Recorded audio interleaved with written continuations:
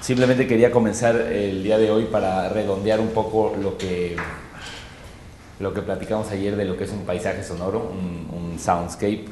Hay una, hay una descripción o una palabra que utiliza Trevor Wishart y otros compositores que es landscape, que es paisaje terrestre, o sea, real, así es como se dice paisaje en inglés. Ellos usan sound landscape, que es diferente de soundscape, ¿no? Pero hay un par de frases que me parecen interesantes, que la primera es de Boulez, una idea de Pierre Boulez, que dice: cualquier sonido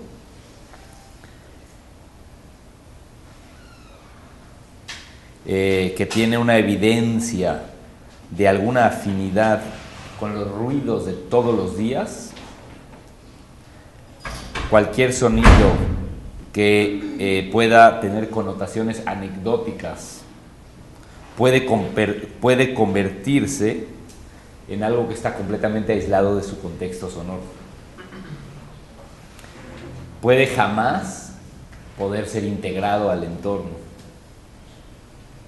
Cualquier elemento alusivo rompe con una dialéctica de la forma y la morfología y tiene una incompatibilidad que lo hace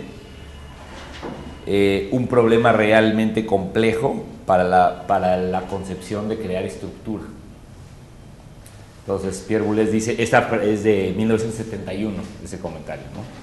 Donde dice de alguna manera que cualquier sonido que tenga una conexión con los sonidos del entorno, cualquier sonido concreto, cualquier sonido que podamos reconocer que esté vinculado o que sea alusivo a nuestro entorno, va inmediatamente a salir del contexto, a aislarse, sin importar su morfología o su comportamiento, y va a sobresalir o convertirse prácticamente en imposible. Dice él, puede llegar a ser imposible convertirlo en algo coherente como parte del sonido. Quiere decir que el significado de las cosas está por encima, es más fuerte que ninguna otra cosa, ¿no? Esa es una idea del 71. Luego hay otra ¿cómo se llama? Otra posición, bueno, no porque sea muy diferente, pero otra idea al respecto de Luc Ferrari, que me parece que también nos escucharon ejemplos de él durante la semana de Jorge o algo así, o me equivoco, ¿sí, no? No, Parmigiani, sí, perdón, lo que vi era Parmigiani. Bueno, un compositor que algunos de ustedes deben de conocer. Yo pensé que era posible mantener las cualidades estructurales de la antigua música concreta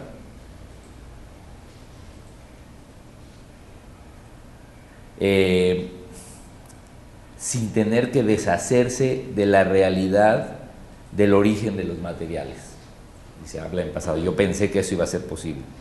Si hubiera sido posible hacer música y traer la relación, si esto hubiera sido posible, hubiera permitido a la música tener relaciones, a la música electroacústica, tener relaciones para ser más concreta y poder contar historias.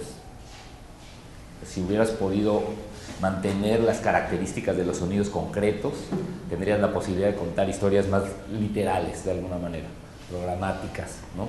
Cosa que según él no es posible hacer, tienen que ser abstractas. Es nada más una frase sacada un poco de contexto, por supuesto, que es también de 1971, la frase, ¿no? Es lo que hace el cine con sonidos, ¿no? El cine con la historia visual y la historia de los sonidos que transcurren en tiempo real es la misma. Se abre la puerta, se ve abrir la puerta, o no se ve, pero se sabe que se abre la puerta por el sonido. O sea, no entendí, perdón. Que la historia a la que está aludiendo Luc Ferrari no tiene ese problema de ser presentada en el medio sonoro, en el medio fílmico. En el cine. Ya, sí. Entiendo. Sí, yo siento, sí, estoy de acuerdo con lo que tú dices totalmente, pero yo siento que a lo que se refiere está acotando un poco lo mismo que Pierre Boulez, y es el hecho de que si pudiéramos eliminar o abstraernos del contexto concreto al que pertenece un sonido, podríamos, como no podemos hacer eso, no podemos contar con el hecho de que la música electroacústica pueda ser programática, evidente, literal. O sea, no se puede. Si utilizamos los sonidos concretos, entonces sí. Es decir, de otra manera está diciendo, es posible, lo mismo que Boulez, es imposible abstraerse del contexto, del contenido casi semántico de los sonidos, ¿no?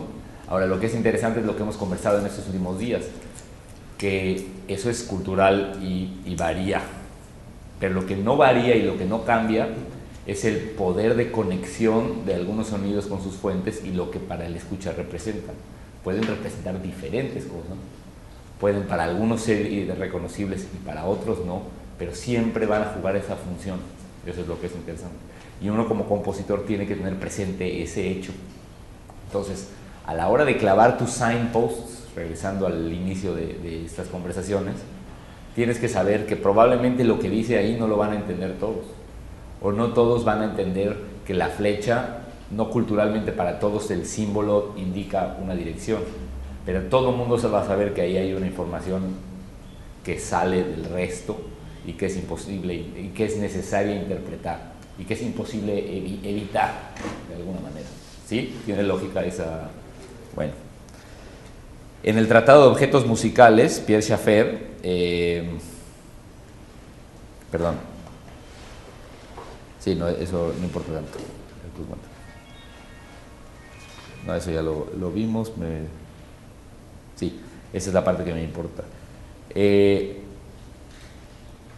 En alguna música instrumental contemporánea, en alguna de la música contemporánea instrumental, es posible para el compositor especificar el tipo de arquitectura e incluso el procedimiento atrás de la producción del sonido que limita el posible impacto de las características gestuales en el resultado acústico.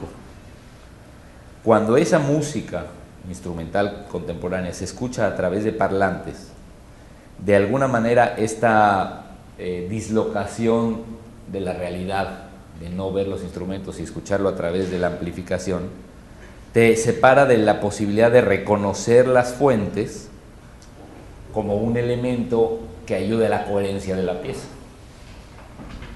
Cuando escuchamos una pieza de música instrumental contemporánea con efectos y técnicas extendidas, hemos pasado por aquí un poco y no puedes visualmente tener la contraparte que reitere, confirme o no confirme tus expectativas gestuales. Se separa, afecta en este sentido la función que estás esperando de que exista esa retroalimentación en donde ves el movimiento y pues es importante. Cuando la música tiene voz, sin embargo, es prácticamente imposible, aunque no la veamos, liberarnos de nuestra aprehensión a la capacidad de reconocer el origen humano de cualquier sonido que hace la voz. No importa que lo estemos oyendo a través de parlantes. Más aún, el reconocimiento generalmente juega un papel significativo en nuestra percepción de todo el contexto y de toda la estructura, cuando hay voz. Por ejemplo, en los 3 poemas, bueno, es un ejemplo específico, ¿no? En donde permanentemente hay voces y habla al respecto. Pero en esta etapa es imprescindible o vale la pena que nos situemos en las características de la experiencia del sonido que está relacionado, de experimentar el sonido de una manera que está relacionado directamente con el reconocimiento de las fuentes involucradas y que este es el principio general que nos lleva a comprender el sound landscape, el entorno o el paisaje en el que estamos trabajando. Es importante, hablando de esto, diferenciar la idea de realmente cuál es el entorno completo y solamente una asociación particular entre, o sea, no porque asocies una cosa y ya entiendes todo el entorno, es una relación de las fuentes que asocias la que te da un entorno, no la que lo define.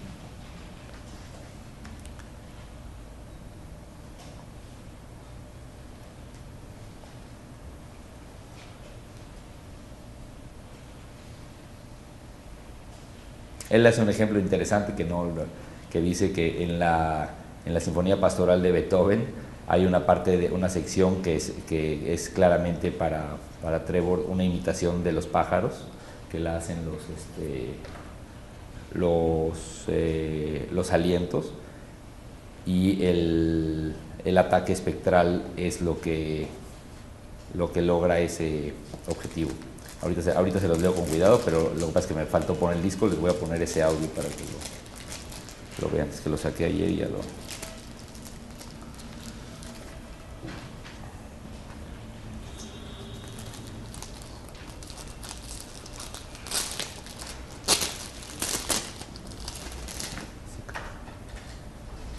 Bueno, entonces, dice como...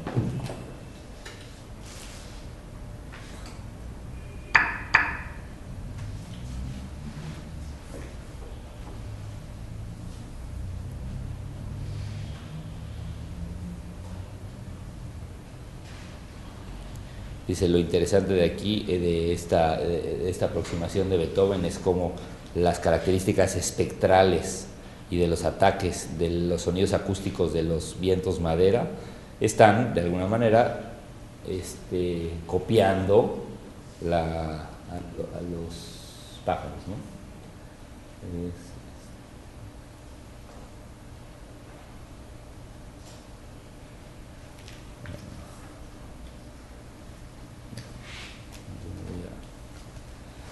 Voy a enseñar así, porque se lo va a...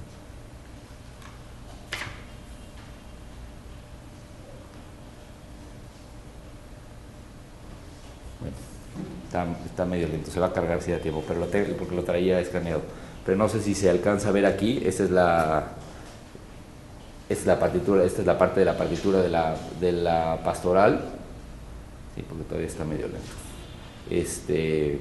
Y entonces en la parte de los alientos muestra, bueno, o por ejemplo aquí, muestra que desde la perspectiva de Beethoven está copiando los gestos de cada uno de estos, es un pájaro diferente, ¿no? De esto hay muchísimos ejemplos, nada más que a mí me llama la atención el análisis sobre Beethoven y, digamos, no sobre Messiaen directo o sobre cualquiera de las cosas más importantes, pero nada más porque es un ejemplo. Y bueno, y en este capítulo es interesante porque va pasando por diferentes obras. Por supuesto pasa desde Los Pinos de Roma y por Beethoven, y termina con la pieza de Trance de Stockhausen, y busca las mismas, es decir, cómo se buscan estos elementos de conectividad con las fuentes en cada una de las piezas, inclusive en la época completamente instrumental, no nada más en lo tecnológico, como método de estructuración.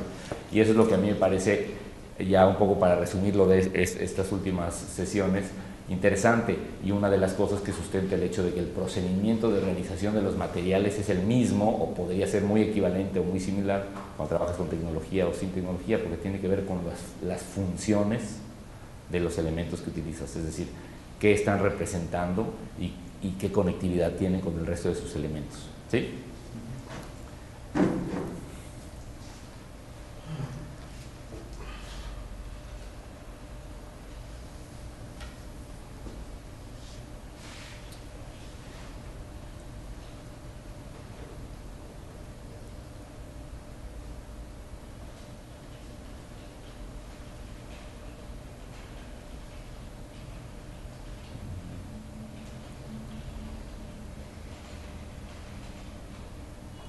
Por ejemplo, este es un ejemplo, no sé a qué volumen está, pero interesante, de un sonido que él utiliza, no tiene que ver con lo de Beethoven, pero ya se cargó, escuchen.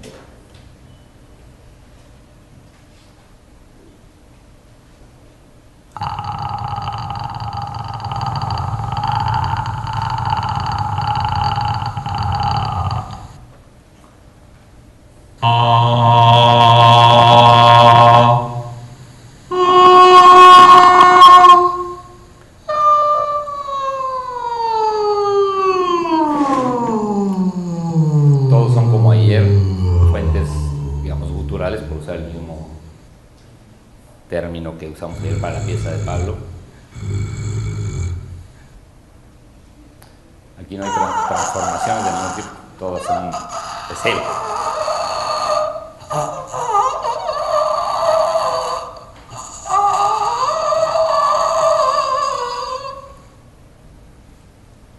Es decir, ¿cómo puedes tú trabajar, en el caso de él que le interesa muchísimo hacer esas transformaciones, así como hace las cosas con la tecnología, también hace todos esos procedimientos con el cuerpo. ¿Alguien ha visto algún concierto o pieza de Trevor Butcher? No. Agarra un micrófono y hace su pieza electroacústica con la boca. Bueno, algunas de sus piezas, también tiene piezas de cinta y grandes otras obras, pues, en el caso específico de cualquiera de estas obras, en donde todo el trabajo de estructuración y de transformación y todo lo hace él, ¿no? En YouTube está. Hay varios conciertos, sí. Y en la página del CEMAS tenemos también 2 conciertos y una conferencia de Trevor. Hay un concierto que se oye bastante bien, que toca un par de piezas así con su micrófono. Sí. Por ejemplo, aquí todas sus variaciones de lo que se pueden hacer con la lengua, ¿no?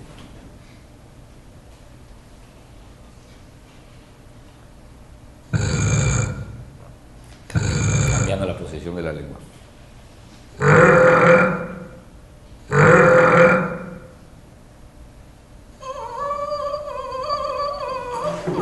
Es el mismo sonido con la punta de la lengua en diferentes lugares.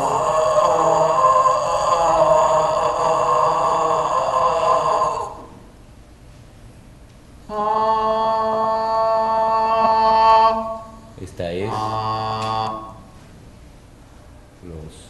las mejillas, ¿no? Usando las mejillas como método para alterar el sonido.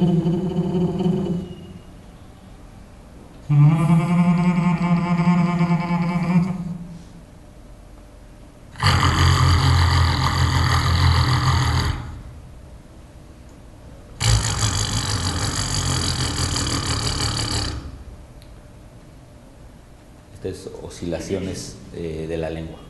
Estoy agarrando.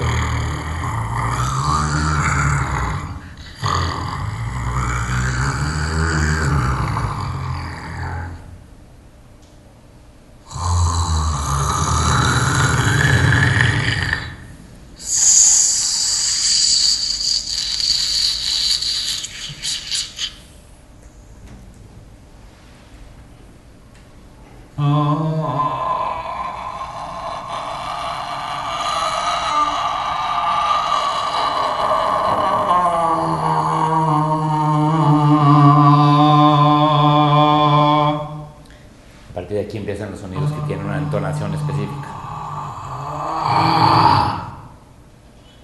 Tonos puros según él y clics.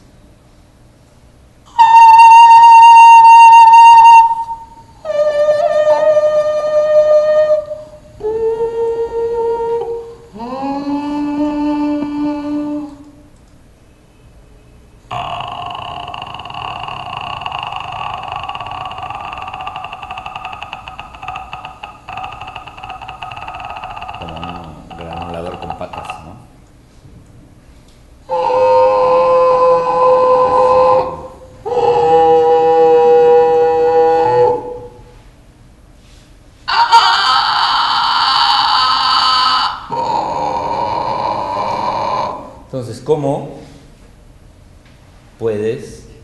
Bueno, este se me pasó nada más porque me lo salté.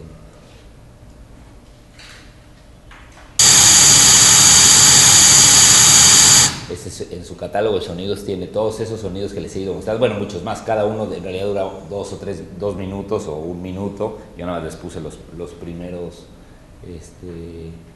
sonidos, y tiene una serie de sonidos grabados de transformaciones específicas, es decir, sin tener que pegar uno con el otro con la computadora, sino que la transformación la hace él, como estos. Una pregunta, ¿esos modelo físico también? ¿Estos? Sí. Supongo que sí, pero esto es él cantando. Claro, él cantando. Sí.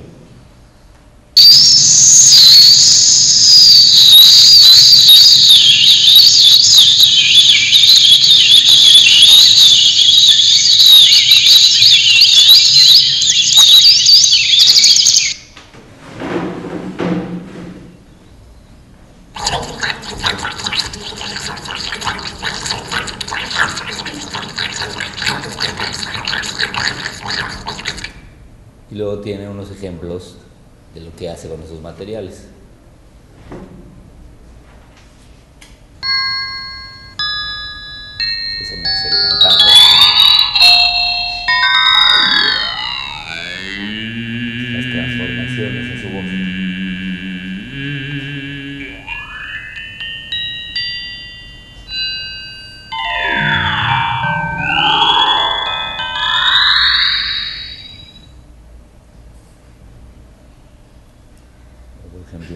ya parte de una pieza que él tiene con estos elementos.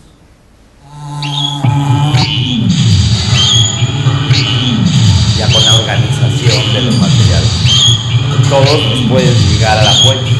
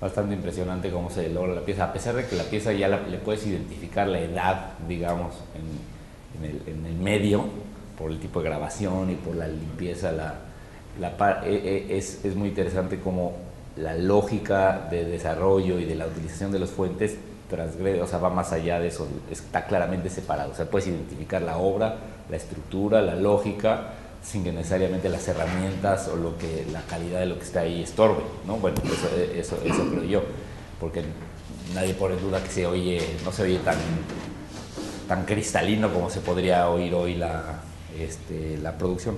Pero la razón de comenzar por esto hoy es porque me interesa pasar al hecho de, una vez que tenemos más o menos conversado e identificado cuál es la problemática o cuáles son las condiciones de los sonidos que utilizamos, los sonidos concretos, los sonidos abstractos, la importancia de sus significados, de qué manera se deben de integrar o de qué manera uno puede analizar su integración al paisaje sonoro, está el problema de crear las relaciones.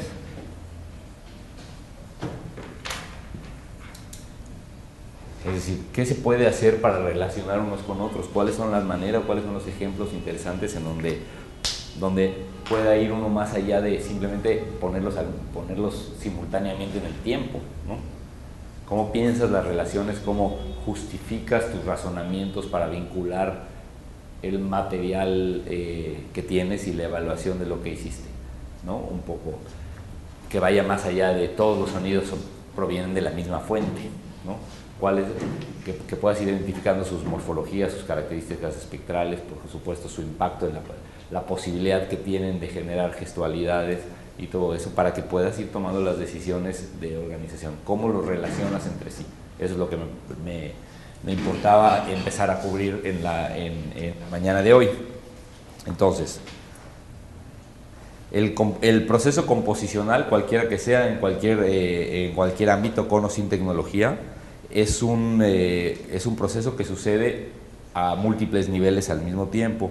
Requiere que el compositor defina su grupo de vínculos entre los sonidos y además las funciones musicales con las que quiere trabajar y que pretende que se conviertan en el método unificador. ¿Qué quiere decir?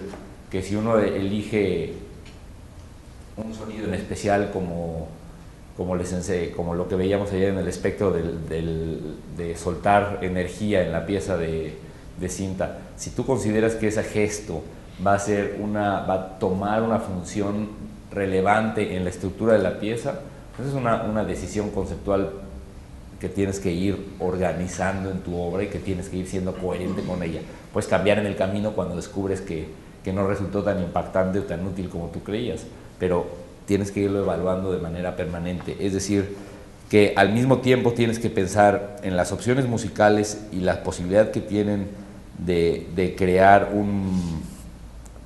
una unidad, es decir, de evitar que se perciba todo como fragmentado, que esa es, desde mi perspectiva, la gran mayoría de las obras electroacústicas hoy en día están realmente todas atomizadas sin ideas. Sin embargo, como no tienen silencios, los compositores creemos que no están fragmentadas, ¿me explico? Porque está continuo de un sonido a otro, prácticamente no hay. Entonces, el no silencio pareciera ser la razón que les da un argumento de continuidad, que yo creo que es falso, ¿no? Entonces, pero es importante mencionarlo. Hay un autor que se llama Clark, que se refiere a la idea de crear relaciones como la habilidad de diseñar conexiones entre sonidos y transformar un tipo de sonido o un evento sonoro en otro como el objetivo central de las composiciones.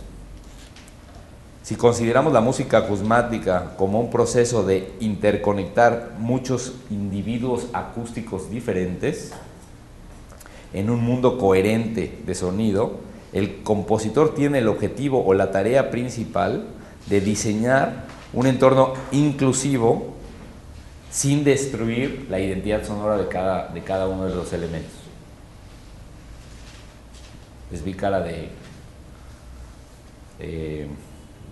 vuélvelo a decir, por ser amable. Dice, si consideramos la música acusmática como un proceso en donde es necesario vincular diferentes individuos acústicos en un mundo coherente, en un entorno coherente, el objetivo principal o la tarea principal del compositor es diseñar este entorno inclusivo en donde todos puedan coexistir sin destruir sus características principales o su identidad sonora principal. Y les voy a poner algunos ejemplos así específicos, concretos. ¿Y no podría darse el caso que el compositor conciba la composición como una manera de destruir uno de los elementos que está usando? Mientras los otros, eso es lo mismo, es decir... Pero ahí dice que no, que tiene que consistir, digamos, en una especie de equilibrio. No, ahí dice que tiene que mantener, es decir, no hay manera de que destruyas su identidad sonora. Si simplemente lo procesas y lo atacas y es irreconocible y pones uno tras otro, no va a tener ninguna coherencia. Para poder entender ese procedimiento que tú ahorita dijiste como ejemplo, necesitas ser paulatino, para lo cual necesitas identificar tener clara su identidad e irla destruyendo, transformando, eso le daría una direccionalidad, digamos, ¿no? O sea, no hay manera de que si pones un sonido y su transformación completamente lejana, convertida en ruido, uno tras otro, nadie los va a identificar como conectados. No puede ser. Pero sí habría manera de hacer ese procedimiento que tú tienes, claramente. Sería igual de válido que ir al revés, digamos, en la dirección contraria, ¿no? Cualquiera de los métodos que tú elijas es válido. El asunto está en que crear ese entorno tiene que ver con definir tu grupo de reglas y de alguna manera decidir qué tan evidente ese procedimiento va a ir siendo para el escucha, sin poder medir. Digamos, claves para que el receptor fuerzas. Pueda Claro, puede entender hacia dónde va. El camino hacia dónde va es libre y puede ser de transformación, de destrucción, de conservar, lo que tú quieras, pero necesitas dejar esas señales, ¿no? Entonces,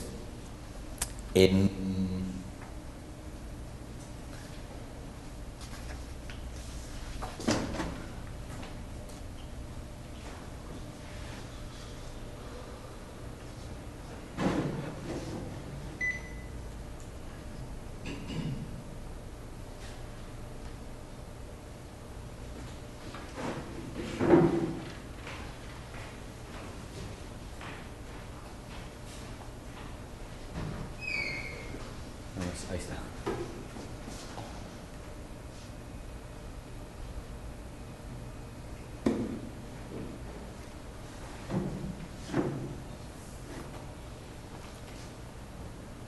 Entonces, en la misma pieza de cinta que hemos oído fragmentos, que se llama Ciclos, ahorita voy a ir a la explicación clara de este esquema de relación, pero como ya vimos una de las matrices como, de cómo están analizadas sus comportamientos. Ese es otro ejemplo que es interesante. Voy a hacer un ejemplo de cómo diseñar relaciones cuando no hay instrumentos, es decir, pura cinta o pura tecnología, y un ejemplo de cuando sí hay instrumentos.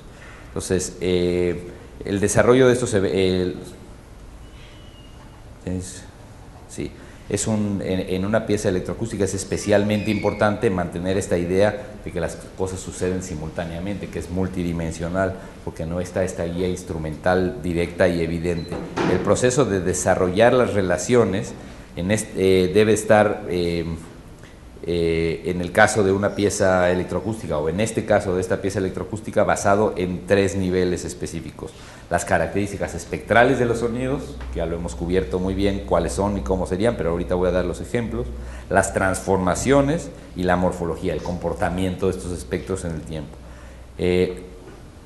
Los parámetros como las frecuencias específicas o la duración de los sonidos no es que no sean importantes, sino fue una elección consciente dejarlos como secundarios.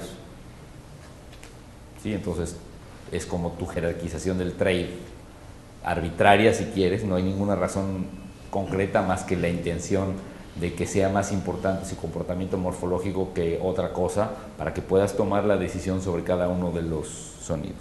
Entonces, los timbres que son similares, y les voy a ir poniendo los sonidos para que los puedan escuchar.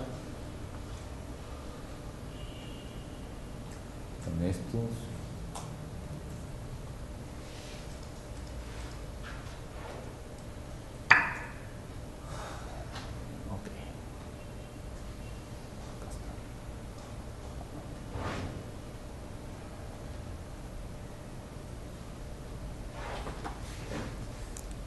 Los timbres con características similares se agruparon y se usaron de manera que siempre aparecieran juntos. De esta manera, las combinaciones de estos timbres que se parecen siempre podían agruparse y servir como elementos reconocibles. Un ejemplo de esto es el tipo de sonido que en la pieza sucede en el minuto 1. El 17, es por ejemplo, esta es la agrupación de sonidos que suceden en el minuto 1 de la obra. Todavía no estoy en esta gráfica, no le hagan caso a eso.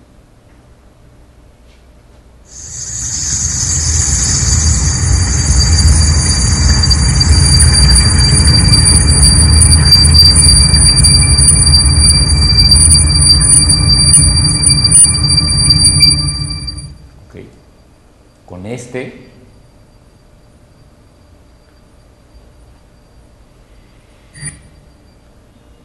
se carga.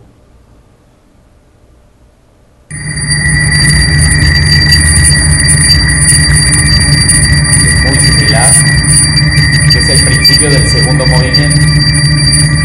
¿Sí? Entonces, el principio del primer movimiento es que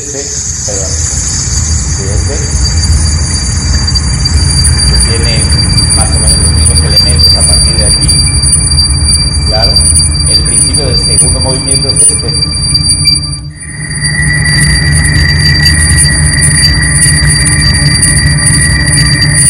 Es una aproximación muy instrumental de organización, bastante común y corriente, que prácticamente, incluso sin toda la teoría y la explicación, se va a percibir como un método. O sea, eso no es un pequeño símbolo, sino es un mega símbolo de bienvenido a la entrada, ¿no?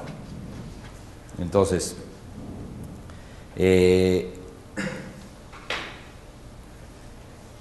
ahora un ejemplo de, ese es un ejemplo de secciones tímbricas equivalentes en 2 momentos diferentes de la pieza.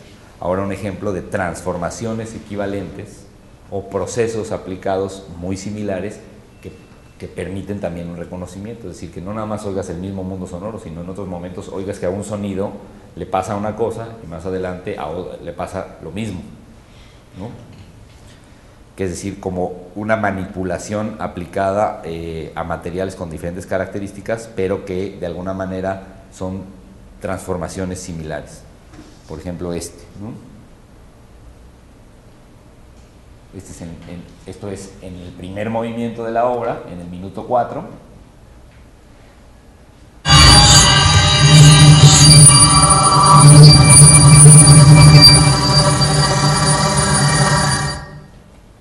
Y esto es en el segundo movimiento de la pieza.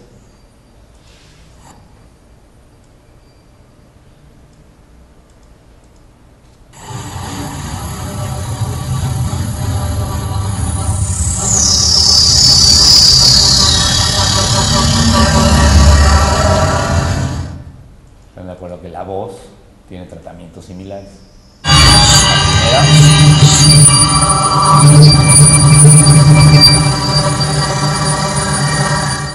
La segunda.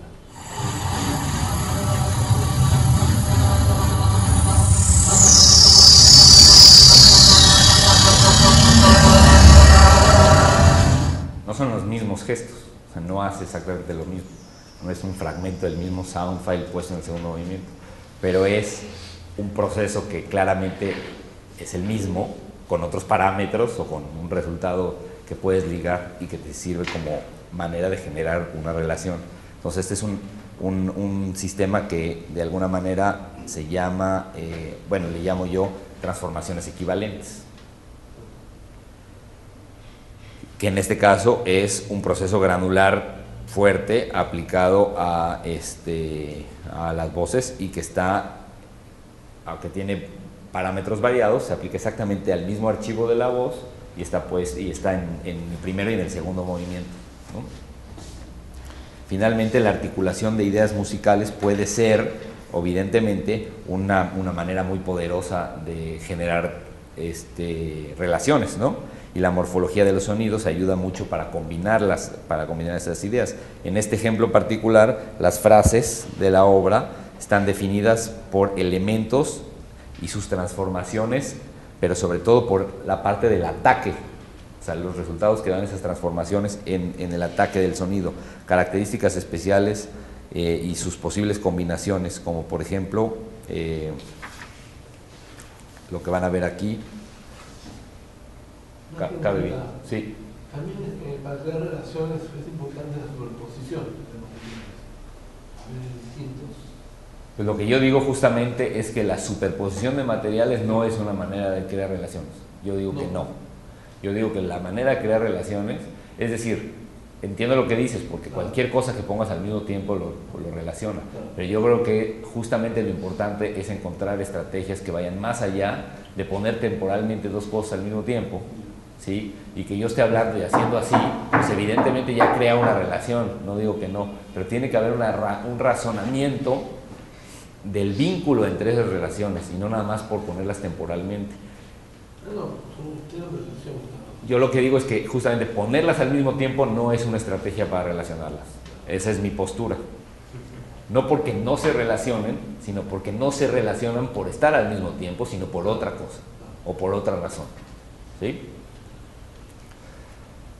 Es decir, nosotros no nos relacionamos por estar todos nada más aquí al mismo tiempo, sino por lo que se genera es más valioso y más útil para el proceso composicional lo que se genera que simplemente estén al mismo tiempo. Ahora, en el proceso intuitivo de experimentación con los sonidos, el ponerlos en el mismo tiempo te da ideas y encuentras características. Eso sí, insisto en no separar esa parte, eso se vale totalmente. Pero tal vez ponerlas en el mismo tiempo pueda crear otro tipo de relaciones, más allá de que estén al mismo tiempo. Por ejemplo, como este disco de Radiohead, que es Kid A 17 segundos, puestos así como una variación de 17 segundos, crea otro tipo de relaciones.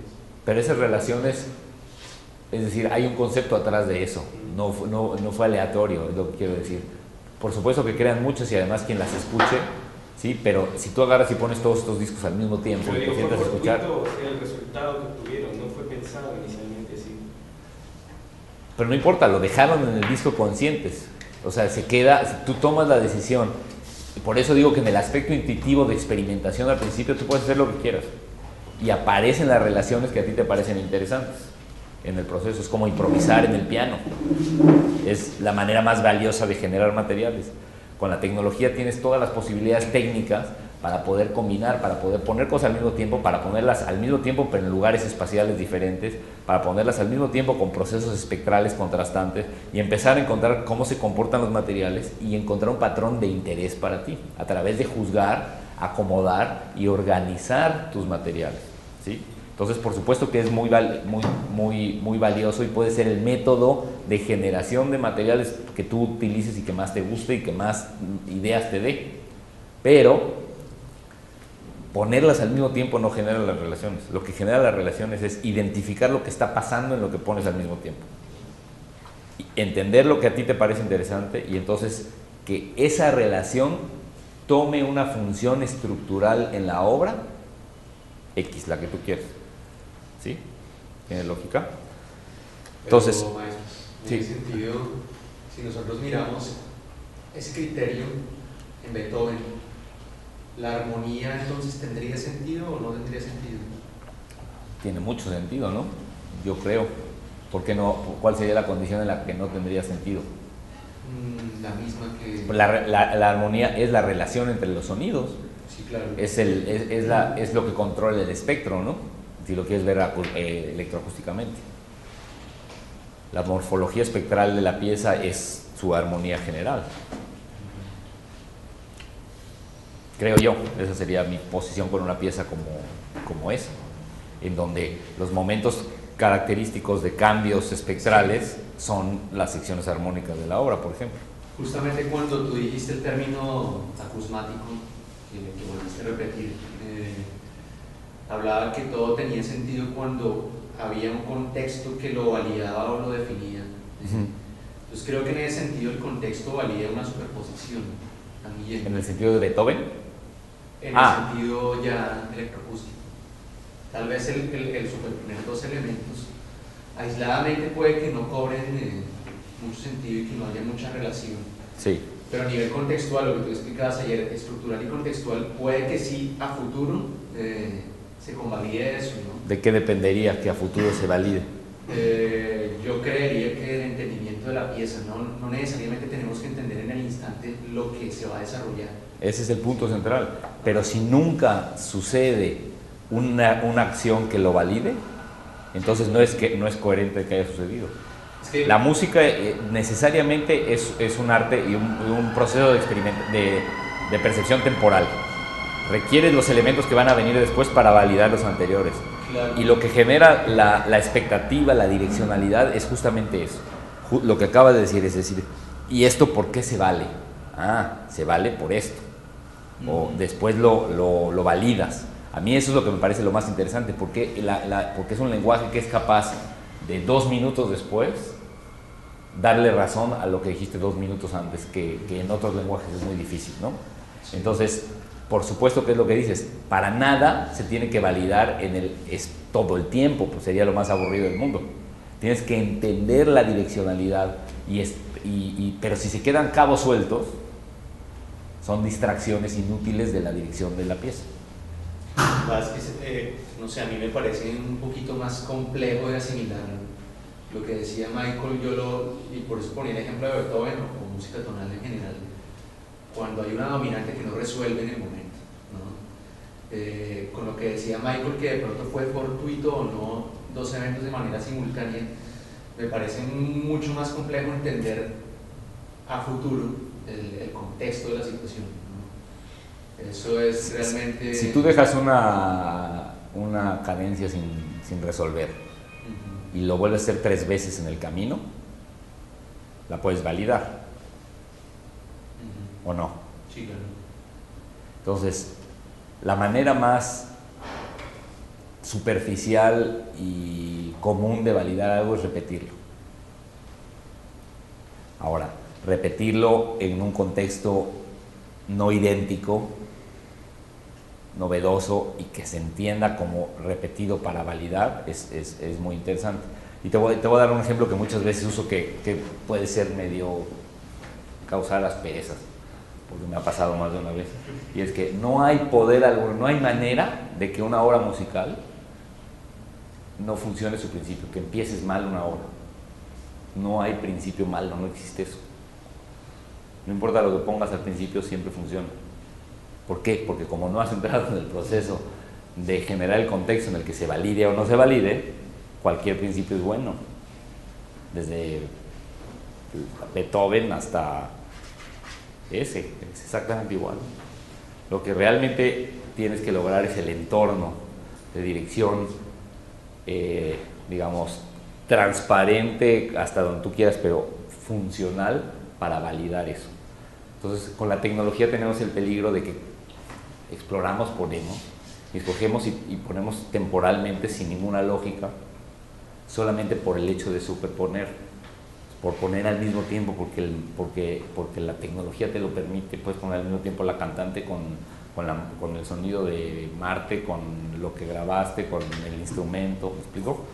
Y la generación del entorno para que lo valide de una manera interesante y que le dé el valor que lo hace novedoso, atractivo y lógica a su progresión viene después.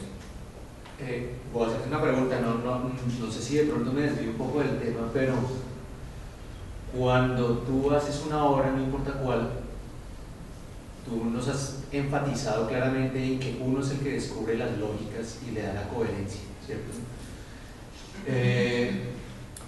Si es perfectamente coherente para ti, necesariamente me debe transmitir esa coherencia, porque si yo la puedo validar como incoherente. Sí, por supuesto. Entonces, en ese sentido, pues claro, lo más importante es la obra de uno. No, o sea, sí estoy de acuerdo y tiene que ver, y hay variantes en cómo lo vas a percibir. No estoy hablando desde el lado no estoy hablando de que si yo repito un sonido, todo el mundo lo va a percibir exactamente como coherente y lógico y genial porque lo repetí. No, justamente el punto es que estas son estrategias desde el punto de vista de la composición que te dan elementos para tomar decisiones orgánicas y organizar tus materiales. Elementos o estrategias posibles. No necesariamente se van a transmitir exactamente igual al escucha, pero no hay manera de que escuches una pieza, o es muy difícil que escuches una obra como incluso una pieza como Mantra o una pieza contemporánea de Stockhausen en que digas no tiene ninguna lógica lo que está haciendo, ¿no? Digámoslo, yo lo llevo a mi aplicabilidad de esto que estás diciendo a una semana. Digamos, la otra semana me pongo a hacer una obra. ¿Yo cómo hago para entender yo mismo que asentí el concepto que tú me dijiste? Es eso. Yo lo que te propondría es que organices, tengas claras cuáles son las características de tus materiales que te interesan a través del proceso intuitivo de descubrirlos, probarlos, combinarlos. Cuando hayas encontrado un patrón de interés en muchos de tus sonidos, los jerarquizas. Y una vez que los hayas jerarquizado y los hayas organizado, empiezas a explorar sus combinaciones en el tiempo y el impacto de uno, cómo les das dirección, manteniendo tu jerarquía, el trade permanente, o sea, coherente. Porque si tú empiezas a hacer un sonido que tiene un cambio tímbrico, un espectro interesante, y lo transformas, y al segundo lo conviertes en una cuestión rítmica, y al minuto 3 estás en un movimiento espacial complejo, y al minuto 4 es muy quedito, ¿sí? Esos cambios de jerarquía del trade hacen que sea incoherente el procedimiento. Incoherente. Tiene que ser organizada tu jerarquización de las variables en las que estás trabajando.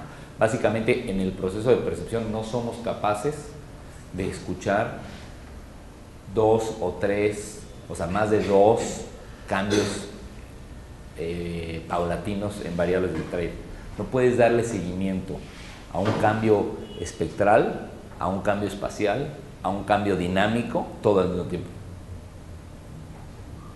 No se puede, como escucha. Entonces, si tú los quieres cambiar, los cambias drásticamente y cambia y te genera, ¿qué? Un poste estructural en la pieza. Si los cambias paulatinamente, es transformación y dirección lo que estás creando. Pero entonces no pueden cambiar paulatinamente todos, sino tienen que ir en su jerarquía. O sea, necesitas hacer que camine la marioneta. No puede caminar haciendo otra cosa con los brazos y mover las piernas. Tiene que tener una lógica de progresión, las 5 variables, ¿sí? Entonces, perdón. Sí, no, solamente para, digamos, para aclarar, digamos, yo como aclaro el tema eso de la superposición, ¿no? en todo caso podría entrar dentro de la idea de los timbres similares, si es que tú tienes la idea de que tu obra tiene que ver con esa idea al principio, ¿no? De timbres similares, que se están juntando y se van a juntar, y por lo tanto también puede haber una contraposición de timbres diferentes, ¿no? Que se juntan, así que trabaja la idea de timbres similares. Pero bueno, esto a mí me da, lo que tú dices me da a mí una cosa que creo que es un buen ejemplo. Esos timbres similares son similares ya que se los pongo, pero evidentemente están compuestos de varias partes, ¿no? La aguda, la parte grave, y bueno, cada uno de esos son otros, son separados. Yo los puse al mismo tiempo, yo los superpuse. Cuando tenían ciertas características de, para mí en ese momento, de definir un rango espectral en el que iba a trabajar, dije, ya estuvo. Defino el rango espectral en el primer minuto y después lo vuelvo a definir en el primer minuto del segundo movimiento. Una aproximación muy instrumental, ¿no? Voy a empezar mi segundo movimiento con el mismo acorde, con una variante, pero y de esa manera el mismo acorde va a cuando termine el primer movimiento y haya un descanso y vuelve a empezar el segundo movimiento, la gente lo va a identificar como la segunda parte. Pero esos sonidos, en ese caso, que yo llamo timbres similares, fueron creados a partir de la superposición de tres elementos que tenía por separado, que los convertí en una sola unidad. O sea, tengo tres elementos genéticos, A, B y C, que los convertí en ABC, y el ABC para mí ya es un elemento con el que trabajo. Y lo pongo repetido, si quieres. Es un motivo espectral, si lo quieres ver así. Esa sería la definición, un motivo espectral. Entonces, en este caso, para enseñarles un método así, claro, de clasificación, ¿se acuerdan cuando habíamos visto lo de las matrices? Bueno, aquí es otro método en el cual, simple y sencillo, porque acabo de decir que vamos a trabajar a partir del ataque, la articulación, la parte del ataque me parecía importante. Entonces, en esta figura se ve como una manera de agrupar y los podemos escuchar algunos de estos, ¿no? Entonces, los sonidos 1 y 3, 1 y 3, tienen un ataque relativamente lento, ¿sí? Sin embargo, uno es básicamente ruido y uno es básicamente altura. Entonces, cuando tú empiezas a hacer este procedimiento de acomodar una sección en un análisis, te puedes dar cuenta de las posibilidades que te dan esos materiales. Es decir, si yo decido que voy a organizar mi sección y mi gesto, tengo que crear gestos que tienen un ataque lento, entonces no importa tanto, o sea, es secundario el hecho de que tengan una altura específica o sean ruidosos, lo que es importante es que el ataque sea lento. Entonces puedes agrupar por tus ataques. Entonces, bueno, van los ejemplos. Entonces se combinaron en el primer movimiento los sonidos de ataque lento, sin importar que tenían estas características lentas. Y en los sonidos descritos, o sea, es un bombo y un sonido originado a partir de las grabaciones de la vitamina C que les dije en el agua, ¿sí?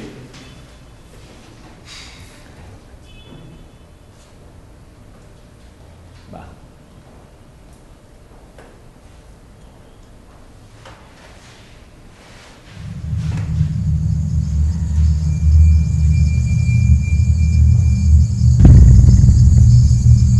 Eso es superponerlos, agarrar el programa y ponerlos al mismo tiempo.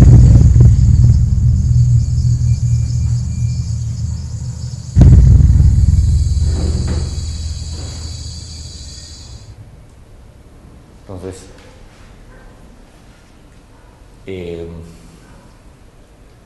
de esa manera, a través de la superposición forzada, tú lo que logras, suponiendo que los pusiste al mismo tiempo y te gustó su resultado, a través de un proceso analítico puedes decir, bueno, ¿qué tienen de características comunes? Pues evidentemente no son espectralmente, pues son diferentes, el ataque es lento, bueno, el ataque es lento en los dos. Entonces, para generar que te sirvan como una combinación estructural, puedes pensar más adelante, por supuesto, en repetirlos igual. Puedes pensar en, no, pues no los voy a repetir igual. Les voy a aplicar transformaciones, la misma transformación a los dos sonidos. Y entonces buscas esa posibilidad. Si les aplicas la misma transformación con los mismos parámetros a los dos sonidos, ver si al ponerlos juntos tienen una relación que para ti sea identificable o no, o atractiva, y tú decides qué tanto los conecta. Ah, no, pues no, la transformación los hizo que suena cualquier cosa, no me funciona. Ah, pues entonces tal vez los transporto y lo mismo, o los invierto y que el bombo sea agudo y las notas. Empiezas a probar esas combinaciones, pero ¿qué mantienes? Mantienes su ataque. No puedes también cambiar y mantienes su relación dinámica, porque si cambias otra cosa, entonces ya se convierte en otra relación, en otros sonidos, ¿sí? O decides, como fue mi caso, no se vaya a perder esta identidad del gran casa, que me importa que se mantenga, sobre todo pensando que en el momento de espacializarla en un ambiente de 64 parlantes, ese gran casa suena espectacular. Eso a mí me gustaba, yo quería mantener eso, ¿no? Entonces ahí está el ejemplo entre una posibilidad entre el 1 y el 3. De otra manera, el sonido 2, que son también básicamente ruidosos, pero que son los de las voces que les había dicho, de los que ya escuchamos, perdón, contra el 5, que es este sonido que se define, no me acuerdo de memoria, pero sí, es un sonido grave como el que habíamos escuchado, pero este es otro ejemplo, puestos exactamente al mismo tiempo. De esta manera, puestos simultáneamente al principio, a través de que simple y sencillamente sucedan al mismo tiempo, ya los podemos ir trabajando a lo largo de la obra por su elemento, en este caso del ataque rápido, o sea, lo contrario, que son el 2 y el 5, ataque más rápido. Bueno, según yo, de todos estos sonidos que estoy analizando, el que tiene el ataque más veloz es el 2. Evidentemente es en relación con los que están ahí, porque no hay una escala de ataque. Si quisieras una cuestión absoluta, tienes una escala de tiempo, ¿no? Pero como esto es en comparación con tus materiales para tu obra, no es necesario eso. Con el 5, que trae un ataque un poco más rápido, desde mi perspectiva, que son estos.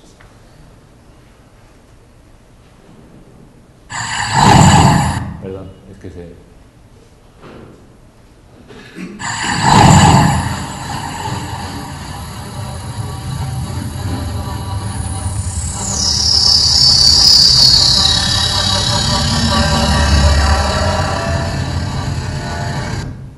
Entonces, en algo como esto, lo voy a poner directo, otro ejemplo, escuchen este.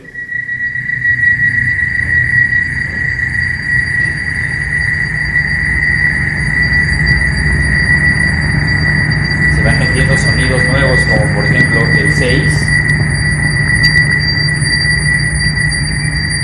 que son sonidos de transformaciones de la grabación del agua, de la vitamina.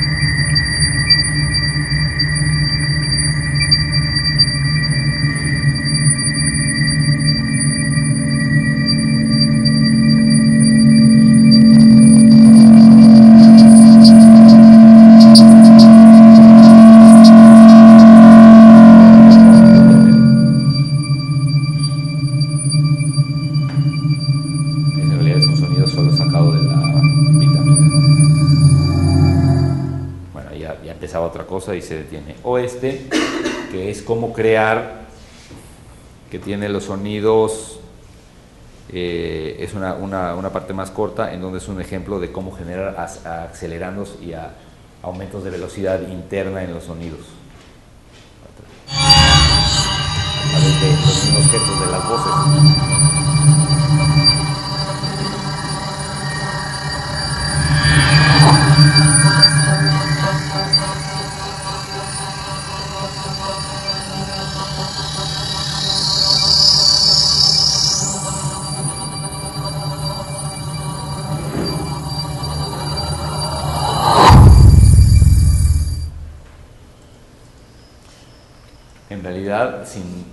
Lo único que es una especie de acumulación de energía, sin necesariamente algo que para mí me parece muy atractivo como ejercicio y que buscaba mucho ahí, que lo he seguido haciendo a lo largo de mucho tiempo, es cómo haces un aumento, cómo generas un gesto que parezca que se acelera y que acumula energía sin depender del cambio dinámico. que es lo que todos hacemos, de meterle más volumen. Una repetición más continua. Pues es una manera. O sea, cómo hacer pruebas para que tus elementos sientas que tienen una acumulación de energía que se libera, como según yo sucede en ese momento, sin necesariamente transformar la dinámica. Eso a mí me parecería como el problema a resolver en ese. Entonces, bueno, me interesa es qué puedo hacer. Trabajo con los que dejo la relación entre los sonidos de la voz y la vitamina C, que ustedes ya saben que es vitamina C, pero no tiene uno por qué. Esa relación permanente. ¿Y cómo se logra? Bueno, en este caso se logra atacando cada vez más rápido y además cambiando la afinación, subiendo la afinación, que eso es una analogía de subir el volumen, si lo quieres, eso es una o la otra. Podrían subir las dos, y si se mueven paralelamente o si van en la misma dirección y gestualmente hacen lo mismo, funciona bien. También podría haber subido de volumen, pero para mí es importante tratar de separar esas variables, nada más por la experiencia de poder entender los materiales bien. Entonces, simplemente para terminar, les voy a poner este segundo movimiento de esta pieza completo, que es cortito, para que puedan oír la lógica de esto, ¿no? Y ya. ¿Qué es esto? Después vamos a trabajar las mismas ideas, pero con instrumento.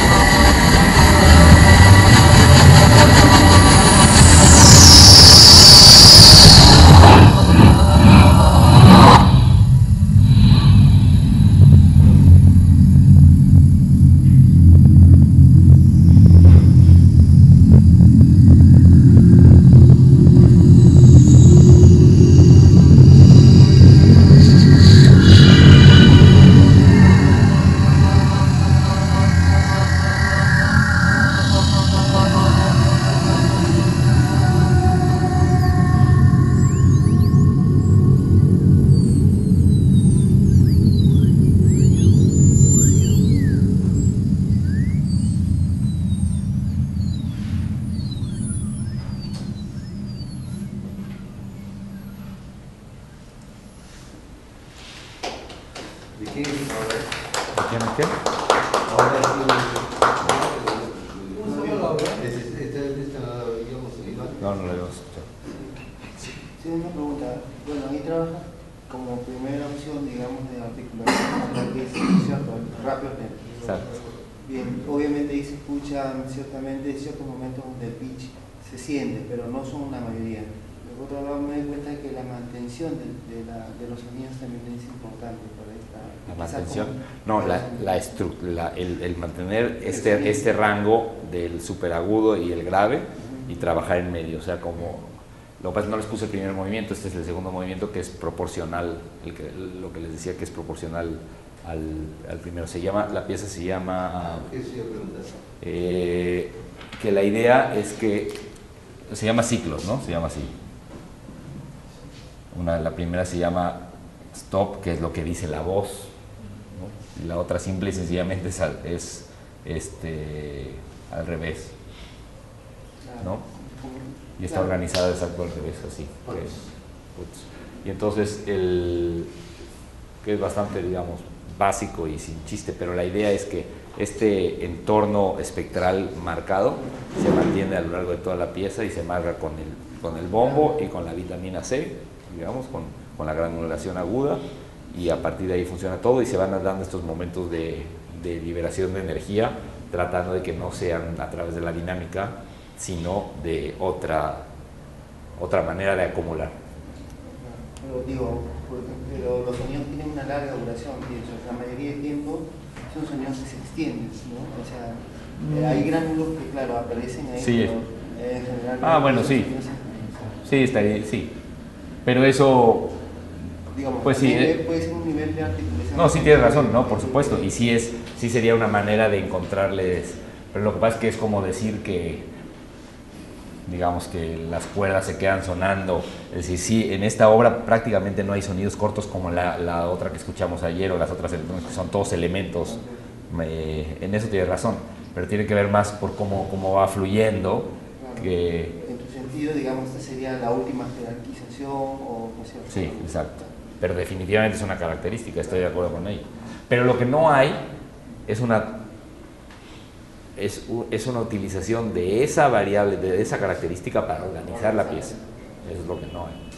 Pero no lo hay porque, no sé, porque no se me ocurrió, o porque no quise, pero no porque no se pueda. Lo que pasa es que es muy difícil para mí, me costaría trabajo decir, si mi pieza está organizada y todo esto tiene lógica porque los dos son sonidos largos.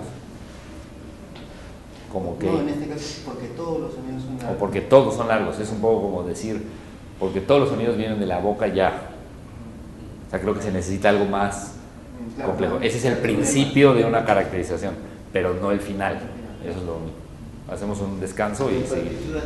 ¿De esta obra? ¿Sí? No, ahí solo hay un espectro. ¿Y está en el copiamos?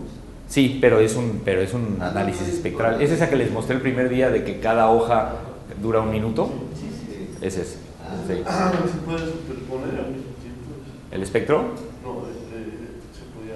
Bueno, no está hecha, o sea, yo lo he hecho, pero más como ejercicio mío para ver qué tan coherente quedó mi idea. Ya. Sí, las he puesto, pero para tocar se tocan separados, primer movimiento, segundo movimiento. Pero yo lo he hecho para ver si sí es cierto que cómo se da el resultado de la proporcionalidad que yo estaba buscando, nada más.